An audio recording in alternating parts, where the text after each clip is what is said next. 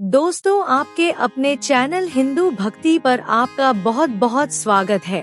कृपया वीडियो शुरू करने से पहले चैनल को सब्सक्राइब जरूर कर दें और वीडियो अच्छा लगे तो कृपया लाइक, कमेंट और शेयर जरूर करें। अब देर न करते हुए आज की कथा शुरू करते हैं। दोस्तों, हिंदू धर्म ग्रंथों में कई प्रकार के श्रापों का वर्णन किया गया है तथा हर श्राप के पीछे कोई ना कोई कारण छुपा हुआ होता था।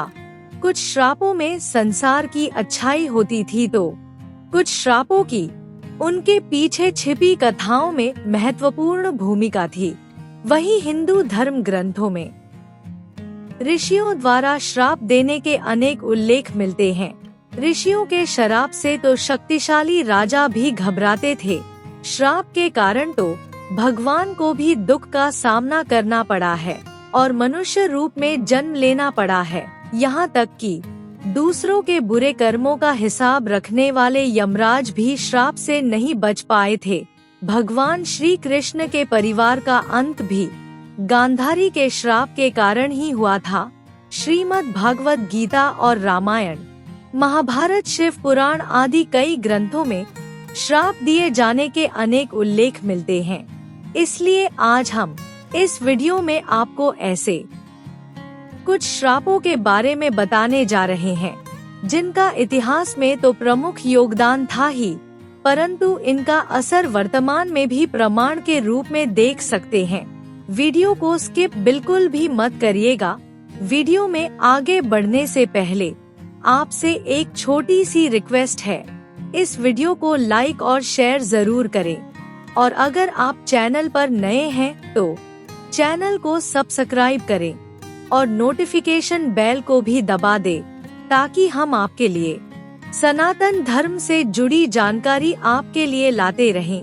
नमस्कार दोस्तों, आप देख रहे हैं हिंदू भक्ति यूट्यूब चैनल और महादेव के सच्चे भक्त कमेंट बॉक्स में हर हर महादेव जरूर लिखें। नंबर 1, युधिष्ठिर ने दिया था स्त्रियों को ये श्राप। प्रसिद्ध ग्रंथ महाभारत के अनुसार जब युद्ध समाप्त हुआ तो माता कुंती ने पांडवों के समक्ष जाकर जब उन्हें इस रहस्य की जानकारी दी कि कर्ण उनका भाई था, तब सभी पांडव इस बात को सुनकर दुखी हो गए।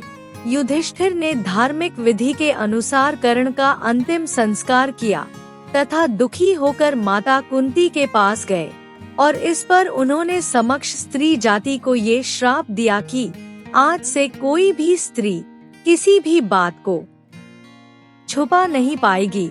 नंबर 2, श्रृंगी ऋषि का राजा परीक्षित को श्राप।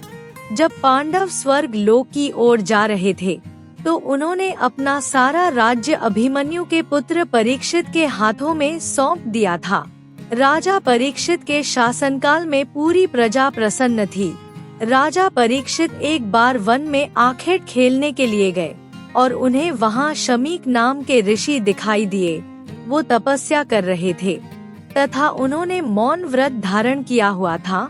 जब राजा ने उनसे कई बार बात करने का प्रयास किया और उन्होंने ऋषि शमीक को तभी मौन पाया तो गुस्से में आकर उन्होंने ऋषि के गले में एक मृत सांप डाल दिया।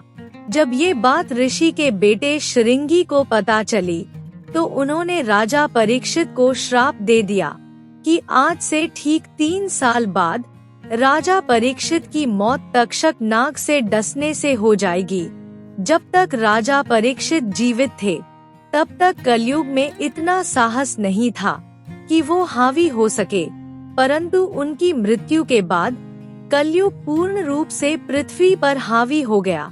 नंबर 3, भगवान श्री कृष्ण का अश्वत्थामा को श्राप। महाभारत युद्ध के अंतिम समय में जब अश्वत्थामा ने धोखे से पांडव पुत्रों का वध कर दिया, तब पांडव भगवान श्री कृष्ण के साथ अश्वत्थामा का पीछा करते हुए महर्षि वेदव्यास के आश्रम तक पहुँचे। तब अश्वत्थामा ने पांडवों के ऊपर ब्रह्मास्त्र से वार किया, जिसे देखकर अर्जुन ने भी अपना ब्रह्मास्त्र छोड़ दिया। तब महर्षि वेदव्यास ने दोनों ब्रह्मास्त्रों को टकराने से रोक लिया और अश्वत्थामा और अर्जुन से कहा, तुम लोग अपने अपने ब्रह्मास्त्र वापस ले। तब महर्षि वेदव्यास की बात सुनकर अर्जुन ने अपना ब्रह्मास्त्र वापस ले लिया, लेकिन अश्वत्थामा को इस विद्या का ज्ञान नहीं था, इसलिए उसने तभी अपने ब्रह्मास्त्र की दिशा बदलकर अभिमन्यु की पत्नी उत्तरा के गर्भ की ओर छोड़ दिया।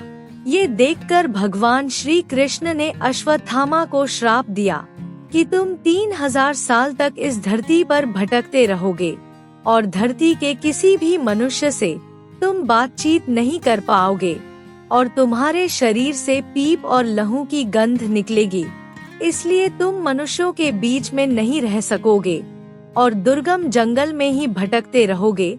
नंबर 4, नारद का भगवान विष्णु को श्राप। शिव पुराण में एक प्रसंग के अनुसार देव ऋषि नारद एक कन्या के ऊपर मोहित हो गए थे।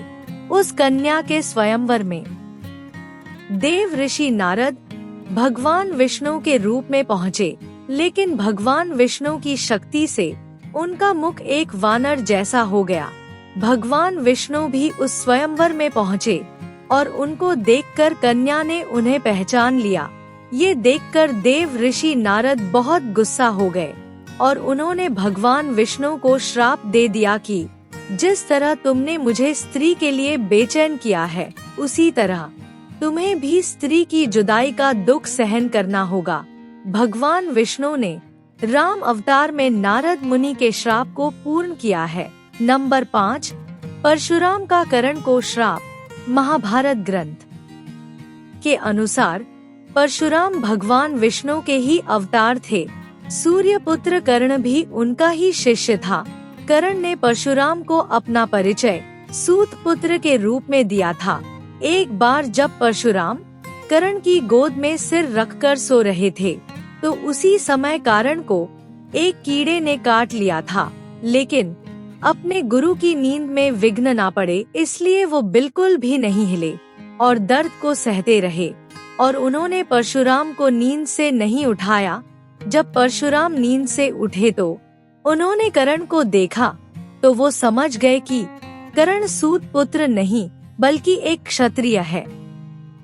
तब गुस्से में आकर परशुराम ने कर्ण को श्राप दिया कि मेरे द्वारा सिखाई गई शस्त्र विद्या की जब तुम्हें अधिक जरूरत होगी, तो उस समय तुम ये विद्या भूल जाओगे। नंबर 6, मांडविया ऋषि का यमराज को श्राप।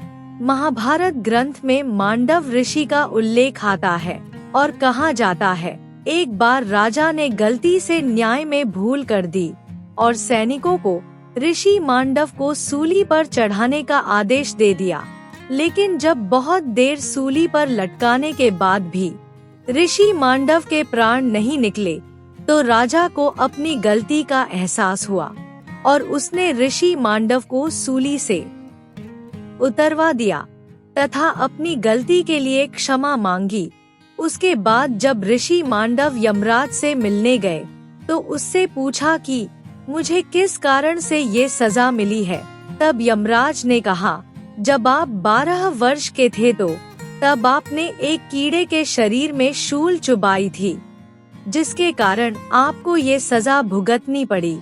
तब ऋषि मांडव ने यमराज से कहा, किसी भी 12 वर्ष के बच्चे को इस बात का ज्ञान नहीं होता कि क्या गलत है, क्या सही है।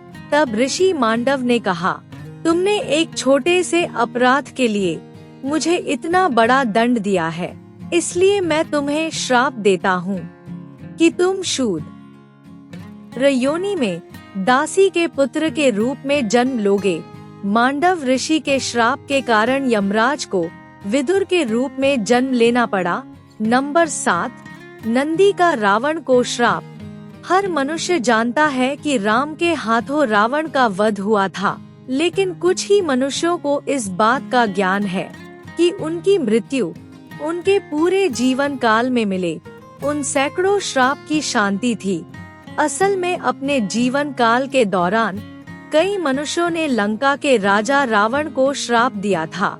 वाल्मीकि रामायण के अनुसार एक बार रावण भगवान शंकर से मिलने कैलाश गए थे। वहां उन्होंने नंदी जी को देखकर उनके स्वरूप का मजाक उड़ाया था और उन्होंने उसे बंदर के मुंह वाला कहा था।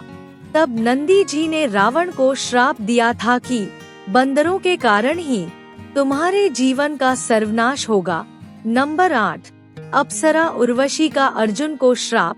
महाभारत काल में एक बार अर्जुन दिव्यास्त्रों को पाने के लिए स्वर्ग लोक गए। वहां उर्वशी नाम की एक अप्सरा उन पर मोहित हो गई और जब उर्वशी ने अपने मन की बात अर्जुन को बताई तो अर्जुन ने उर्वशी को अपनी माता के समान बताया। ये सुनकर उर्वशी क्रोधित हो गई और उन्होंने अर्जुन से कहा, आखिर तुम क्यों नपुंसक की तरह बात कर रहे हो? और तब उर्वशी ने अर्जुन को श्राप दिया कि तुम नपुंसक हो जाओगे तथा तुम्हें स्त्रियों के बीच में नर्तकी बनकर रहना पड़ेगा। जब ये बात अर्जुन ने देवराज इंद्र को बताई तो इंद्र ने अर्जुन को आश्वासन दिया और कहा, तुम्हें घबराने की जरूरत नहीं है। ये श्राप तुम्हारे वनवास के दौरान तुम्हारे लिए वरदान बन जाएगा और अज्ञातवास के दौरान तुम नृत्य करने वाले के भेष में रहकर कौरवों की नजर से बचे रहोगे। नंबर 9, तुलसी का भगवान विष्णु को श्राप। शिव पुराण ग्रंथ के अनुसार शंखचूड़ नाम का एक राक्षस था। उसकी धर्म पत्नी का नाम तुलसी था। वो पतिव्रता पत्नी थी, जिसके कारण देवता भी शंखचूड़ का वध करने में असमर्थ थे। देवताओं के उद्धार के लिए भगवान विष्णु ने शंखचूड़ का रूप लेकर तुलसी का शील भंग कर दिया था। उसके बाद भगवान शंकर ने शंखचूड़ का वध कर दिया। जब ये बात तुलसी को पता चली तो उसने भगवान विष्णु को पत्थर हो जाने का श्राप दिया। इसलिए तुलसी के दिए गए श्राप के कारण भगवान विष्णु की पूजा अर्चना शालिग्राम शिला के रूप में की जाती है। नंबर 10, राजा अनरण्य का रावण को श्राप। वाल्मीकि ग्रंथ के अनुसार रघुवंश में एक परम प्रतापी राजा हुए थे, जिनका नाम अनरण्य था। जब रावण विश्व को जीतने निकला था तो राजा अनरण्य से उसका भयंकर युद्ध हुआ था और इस युद्ध में राजा अनरण्य की मृत्यु हो गई थी। मरने से पहले उसने रावण को श्राप दिया कि मेरे ही वंश में उत्पन्न एक युवक तुम्हारी मृत्यु का कारण बनेगा। और अनरण्य के वश में ही भगवान श्री राम का जन्म हुआ और भगवान राम ने ही रावण का वध किया। दोस्तों, उम्मीद है आपको ये वीडियो अच्छी लगी होगी, इसलिए वीडियो को लाइक और कमेंट शेयर जरूर करें। आपके प्यार और स्नेह के लिए बहुत बहुत धन्यवाद।